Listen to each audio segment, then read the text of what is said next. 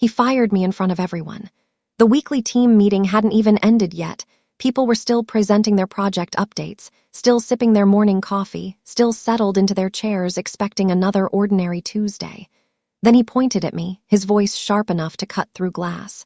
"Olivia, this isn't working out. You're too quiet, too invisible in this space. We need energy here, not silence." The whole room froze. My coffee cup was still steaming on the table in front of me when he said those words. I felt the heat crawl up my neck, spreading across my face as every single pair of eyes in that conference room swung toward me, some filled with pity, some with barely concealed relief that it wasn't them sitting in my seat. He was smiling, that practiced, smug corporate grin that said I own this room and everyone in it. I wanted to disappear right there, wanted to sink through the floor and vanish completely, but not because of the firing itself. It was because he wanted me humiliated. He wanted to prove a point in the most public, degrading way possible.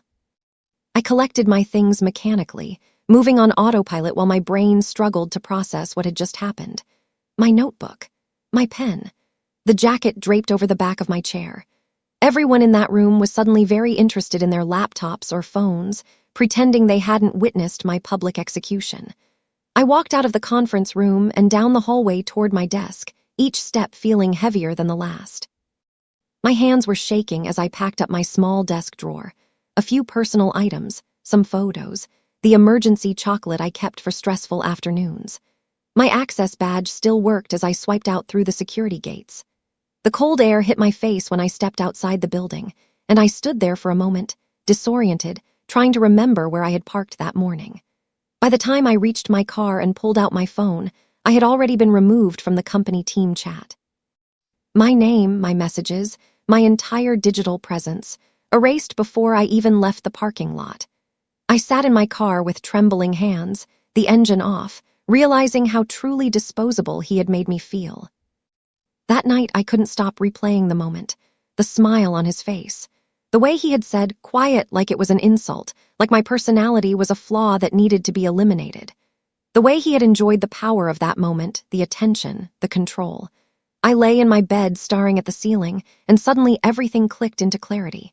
This wasn't really about my personality or my communication style. This was punishment.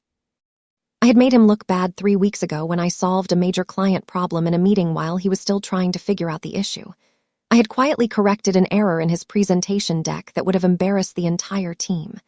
I had been too competent, too efficient, too capable, and I hadn't spent enough time flattering him or making him feel important. He was insecure, and I had threatened that fragile ego without even trying. The firing wasn't about me being too quiet. It was about him needing to reassert his dominance, to remind everyone who held the power. Understanding this didn't make it hurt less, but it did make me angry in a focused, deliberate way. The days after the firing blurred together into an anxious haze of job applications and dwindling savings. My inbox filled with polite rejection emails from companies that weren't hearing or weren't interested. Rent was due in 2 weeks, and my emergency fund was looking increasingly inadequate. I started selling clothes online, posting old furniture on marketplace apps, calculating exactly how long I could survive if I cut out everything non-essential. The humiliation of the firing was compounded by the practical terror of unemployment. Then one evening, my phone buzzed with a message from Raina, a talented designer who had left the company about 6 months before I was fired. I hadn't spoken to her since her departure, but her text was direct and knowing. "Olivia, I heard what happened. We should talk. He did the same thing to me." Those words stopped me cold. The same thing. I wasn't an isolated incident or a unique case. There was a pattern here, and suddenly I needed to understand it. I replied immediately, and we agreed to meet for coffee the next morning. Raina looked tired when we met at the small cafe downtown, but her eyes were sharp and knowing. We ordered our drinks and found a quiet corner table, and then she told me everything. How he had systematically sabotaged her promotion opportunities, claiming she wasn't ready despite her obvious qualifications. How he had taken credit for her design concepts in meetings with senior leadership. How he had gradually isolated her from important projects until she felt so devalued that leaving seemed like the only option. "He made me feel invisible," she said quietly, "like I was taking up space I didn't deserve." The parallels to my own experience were chilling and exact. He was insecure, power-drunk, obsessed with maintaining control over people he viewed as threats. Women who were competent, people who didn't constantly stroke his ego.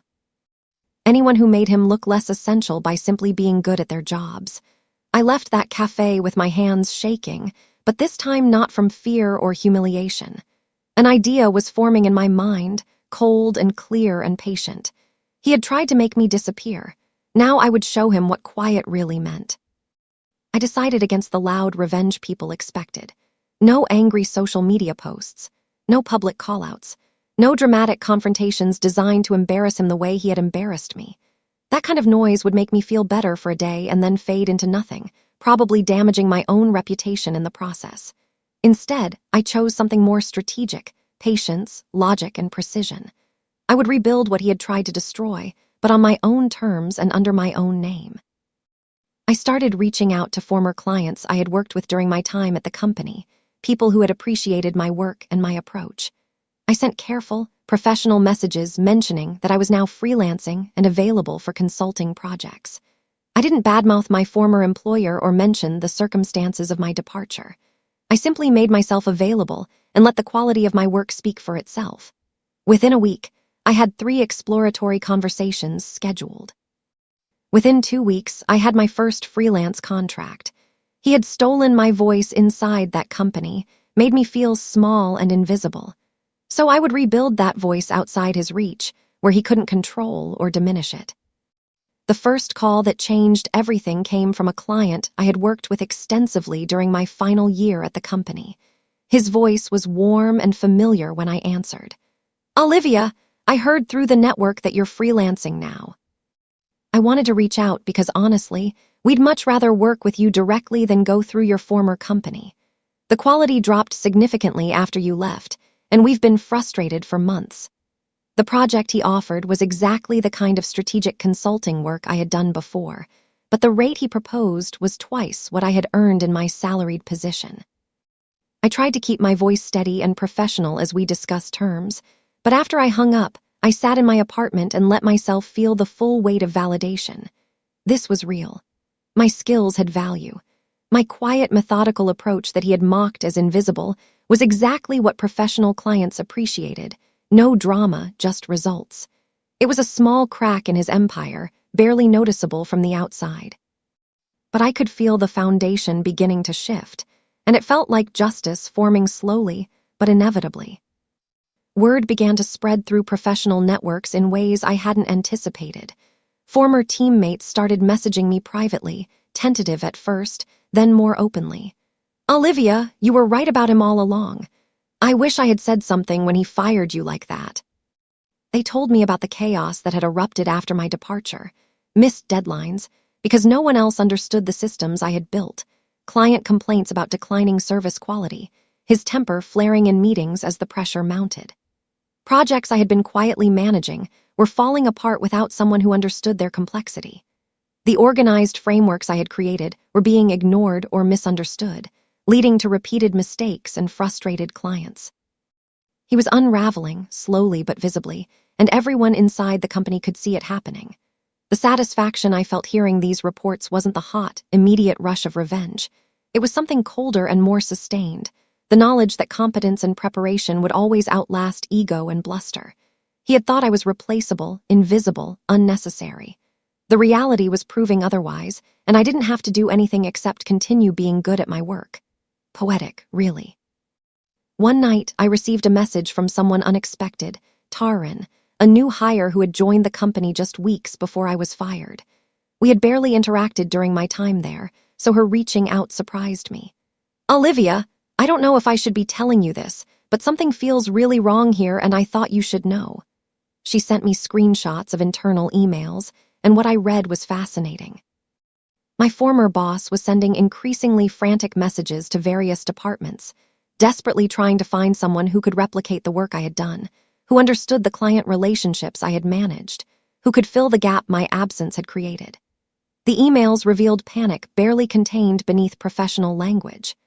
Deadlines were approaching for a major product launch, and critical pieces were missing, pieces I had been developing before my termination. Reading those emails felt like examining war plans from the enemy camp.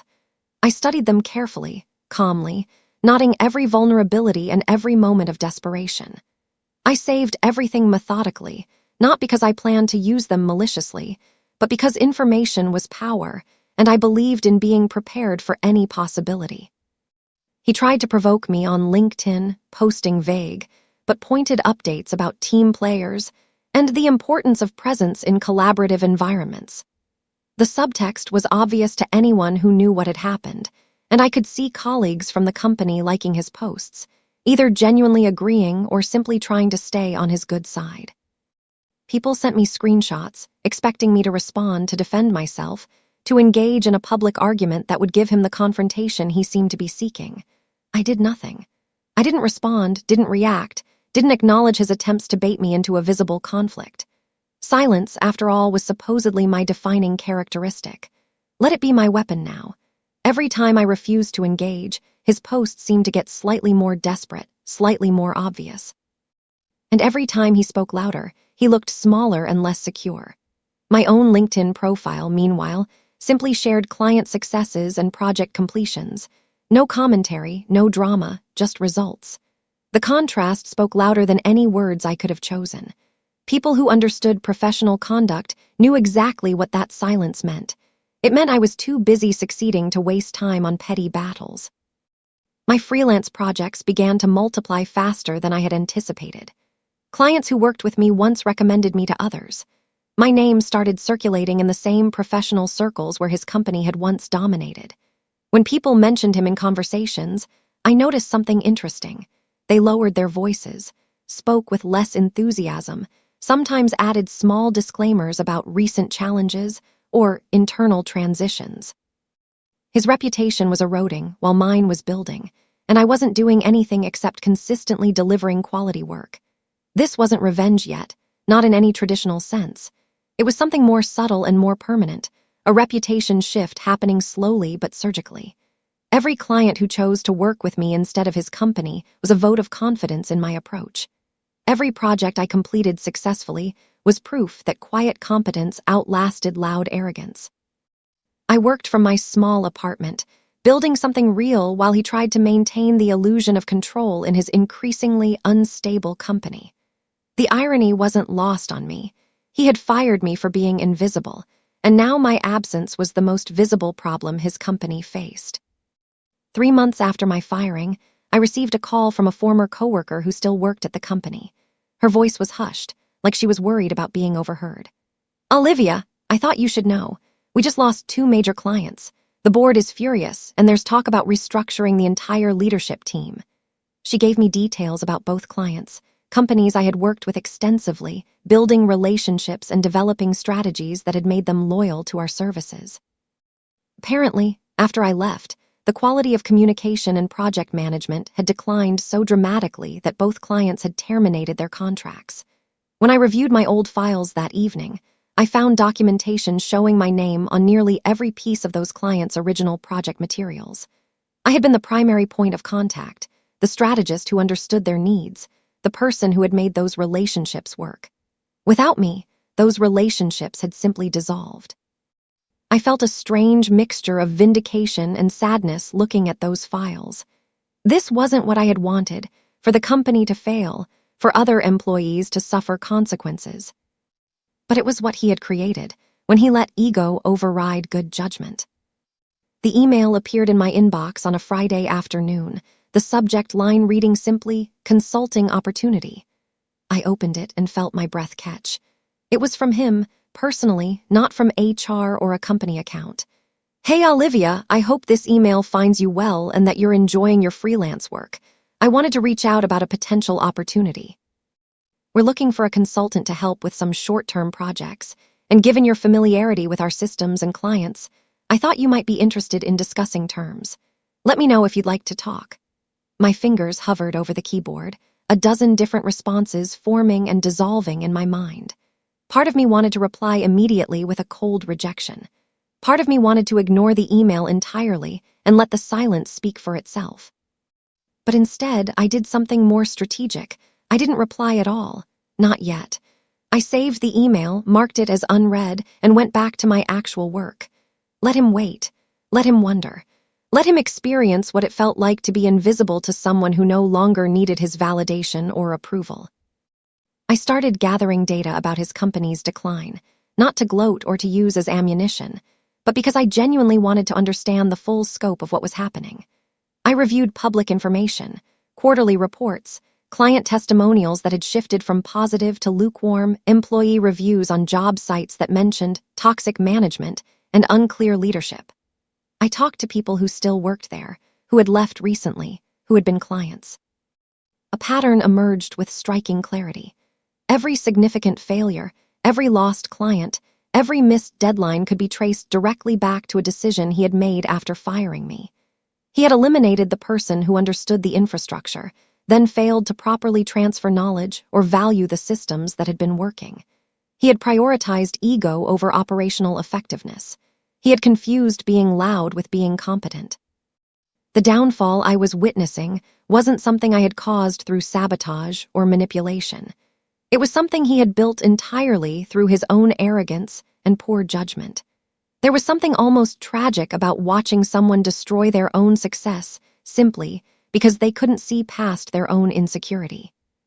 Friends and former colleagues who knew what had happened kept telling me I should confront him publicly, write a detailed post about the firing, expose his behavior to a wider audience. "You should tell him off," they said. "Make him face what he did. Rub his face in how well you're doing now." I understood the impulse.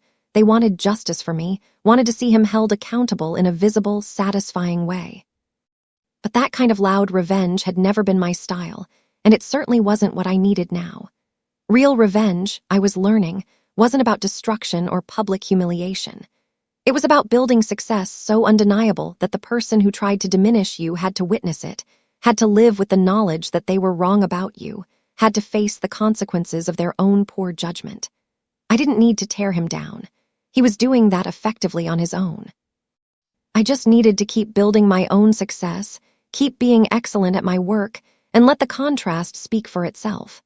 Silence, as he had mockingly called my greatest weakness, was proving to be my most powerful strategy. A major technology firm contacted me through a mutual connection, explaining that they were in the process of acquiring one of my former company's largest clients. They needed an independent consultant to guide the transition, someone who understood both the client's needs and the technical systems involved. The irony was almost too perfect. They were essentially buying this client away from him, and they needed me to make it happen smoothly. When I reviewed the project details, I realized this client represented nearly 20% of his company's annual revenue. Losing them would be devastating to his already unstable financial situation. The acquisition firm was professional and straightforward in their approach. They valued my expertise and were willing to pay accordingly. This wasn't about revenge. It was simply a business opportunity that happened to intersect with my previous experience. But I couldn't deny the poetic justice of the situation. The too quiet person he had publicly fired was now being hired to facilitate the departure of his most valuable client. I accepted the consulting contract and began preparing for the transition work, feeling a sense of rightness about how everything was unfolding. He called me again after seeing my name on the acquisition project list. The voicemail he left was noticeably different from his previous email. His voice was softer, almost pleading, stripped of the arrogance that had characterized every interaction I'd had with him during my employment. "Olivia, I saw you're involved in the Henderson tech transition. I was hoping we could talk about this, maybe find a way to work together to preserve the relationship. I know we had our differences, but I think we can move past that for the good of everyone involved. Please call me back when you get a chance." I listened to the voicemail 3 times, analyzing the tone and word choices like I was studying a recording of a foreign language. The desperation was barely concealed beneath the professional courtesy. He was realizing, perhaps for the first time, exactly how much value I had brought to his company and how much my absence was costing him. I didn't call back. I let the voicemail sit in my inbox, unanswered, while I continued my work on the acquisition project. The silence I maintained wasn't about being cruel. It was about maintaining appropriate professional boundaries with someone who had demonstrated he didn't deserve my time or energy. The acquisition deal required a joint meeting with all stakeholders, the acquiring company, the client being transferred, and representatives from my former employer's company. I knew he would be there, but I didn't know if he was aware I would be attending as the lead consultant. When I walked into that conference room, his face went through several distinct expressions in rapid succession: shock, confusion, discomfort, and finally a forced attempt at professional neutrality. The room had a large table with designated seating, and the acquiring company had placed me at the head position, the seat that indicated primary authority over the meeting agenda. He was seated several chairs down, in a position that clearly marked him as secondary to the proceedings. "Good to see you again," I said evenly, meeting his eyes briefly before turning my attention to the meeting materials in front of me. His hands trembled slightly as he flipped through his notes. And I noticed he kept glancing at me like he was trying to figure out how the power dynamic had shifted so completely. This was the moment I had been building toward without fully realizing it, not a confrontation or a dramatic scene, but simply a professional interaction where the truth of our respective competencies was impossible to ignore. After the initial meeting, the acquiring firm asked me to prepare a private assessment of my former company's department performance related to the client being transferred. They wanted an honest evaluation of operational strengths and weaknesses to ensure a smooth transition. I spent 2 days preparing a comprehensive report, backing every observation with data, documentation, and specific examples. The report wasn't written with malice or vindictiveness. It was simply truthful. And the truth was damning. His leadership had created bottlenecks in communication, confusion about roles and responsibilities, and a pattern of overpromising and underdelivering that had eroded client trust. The systems I had built had been abandoned or misused. The relationships I had cultivated had been neglected. The strategic approach that had made this client successful had been replaced with reactive, last-minute scrambling. When I submitted the report, I felt no satisfaction or triumph, just a quiet sense of professional obligation fulfilled. The acquiring firm thanked me for the thorough analysis and mentioned they would be making some adjustments to the transition plan based on my findings. A week later, I learned he had been quietly removed from several major projects and was no longer the primary contact for any significant clients. His name started disappearing from internal company emails and project communications, much like mine had vanished from the team chat minutes after my firing. The difference was that my disappearance had been sudden and dramatic, a public execution designed to humiliate. His was gradual and quiet, a slow erasure as the company's leadership realized he was more liability than asset. Former colleagues told me about the changes they were witnessing, how he had been moved to a smaller office, how he was no longer invited to executive meetings, how his authority had been systematically reduced until he was essentially just another employee without real decision-making power. Some people felt bad for him, remembering when he had been confident and successful, before his own insecurity and poor judgment had undermined everything he had built. I felt something more complicated, not quite pity, not quite satisfaction, but a kind of neutral observation of natural consequences playing out exactly as they should. He had built a professional reputation on taking credit for others' work and maintaining control through intimidation. When those tactics stopped working, there was nothing substantial left to support his position. The collapse was inevitable. He reached out one final time through email, and this message was stripped of any pretense or professional distance. "Olivia, please. I know we had our issues, and I know I handled things poorly, but I genuinely need your expertise right now. The company is struggling, and I think you're one of the few people who could help stabilize things. Can we talk?" I read the message twice, sitting in my home office where I now spent my days working with clients who valued my contributions, building a career that belonged entirely to me. For the first time since the day he fired me, I felt absolutely nothing toward him. No anger, no resentment, no desire for revenge, but also no sympathy or obligation. He had made his choices. He had valued ego over competence, control over collaboration, public displays of power over actual effectiveness. Those choices had consequences, and those consequences were not my responsibility to fix. I closed the email without responding and returned to my work. The silence I maintained wasn't strategic anymore. It was simply the natural result of having moved completely beyond the orbit of his influence. He was becoming irrelevant to my life, and that felt like the truest form of freedom. Sitting in my apartment that evening, I had a moment of clarity that reframed everything I had experienced. I didn't need to destroy him. The truth was, he had already done that himself.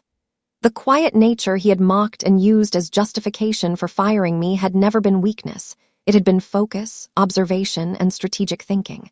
While he had been loud and performative, I had been building actual value. While he had been managing up and playing politics, I had been developing real skills and genuine client relationships. The contrast between us wasn't about personality or communication style. It was about substance versus performance, competence versus ego. His downfall wasn't something I had caused or even particularly wanted. It was simply the inevitable result of a person who confused authority with ability, who thought power was the same as leadership. I had been too quiet to play his games, too focused on actual work to engage in his political theater. And that had been my greatest strength all along, even when he tried to frame it as a flaw. Understanding this didn't make me feel vindictive or triumphant, just peaceful, like finally solving a puzzle that had been bothering me for months. The board of directors contacted me directly, bypassing him entirely. Their message was formal but urgent. Ms. Pierce, we're reaching out regarding a consulting opportunity that would involve significant restructuring and system development within our organization. Given your intimate knowledge of our operations and your proven track record since leaving the company, we believe you would be the ideal person to guide this transition. We'd like to discuss terms for a long-term consulting contract with full operational autonomy. The offer they outlined was extraordinary, triple my old salary, complete decision-making authority over my projects, and the resources to build a team according to my specifications. They needed me to rebuild the same systems and relationships that he had broken after my departure. The irony was almost overwhelming. The company that had fired me for being too quiet was now begging me to come back and fix the damage that firing had caused. I didn't respond immediately. I took time to consider what I actually wanted, what would serve my career and my well-being, not what would feel satisfying in the moment. Revenge had never been my goal. Success was. And success meant making choices based on strategic value, not emotional satisfaction. When I finally walked back into that building as a highly paid consultant with full autonomy, everything felt smaller and less intimidating than I remembered. The office that had once felt like a place of judgment and insecurity now seemed like just another professional space. Stripped of the emotional weight I had once given it, his office was empty when I passed it, not just empty of him, but cleared out entirely, with boxes stacked in the corner and no personal items remaining. Someone mentioned in passing that he had resigned the previous week, accepting a severance package rather than facing the humiliation of being publicly demoted or terminated. There was no confrontation, no dramatic final scene where I got to tell him everything I had thought about him. Just his absence, his silence, his exit from a story that had already moved beyond him. I felt no triumph in that moment, no satisfaction that he had fallen while I had risen. I felt tired, relieved, and strangely empty. The narrative I had built in my mind about justice and vindication seemed hollow now that it had actually arrived. What mattered wasn't that he had failed. It was that I had succeeded in building something genuine and valuable on my own terms. Now I lead a team of consultants within the company, operating with the full autonomy and respect the board had promised. I built a culture completely different from what had existed under his leadership, one that values actual contribution over political performance, that promotes based on competence rather than personality, that creates space for different working styles and communication preferences. My office door stays open most of the day. I never raise my voice. I listen more than I speak, and the team thrives in ways that feel sustainable and genuine. New hires sometimes ask about my management philosophy, curious about why the environment feels so different from other corporate spaces they've experienced. I just smile and tell them the truth. Quiet doesn't mean powerless.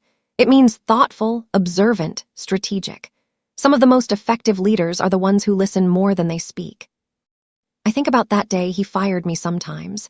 The humiliation, the public dismissal, the way he had smiled while stripping away my dignity.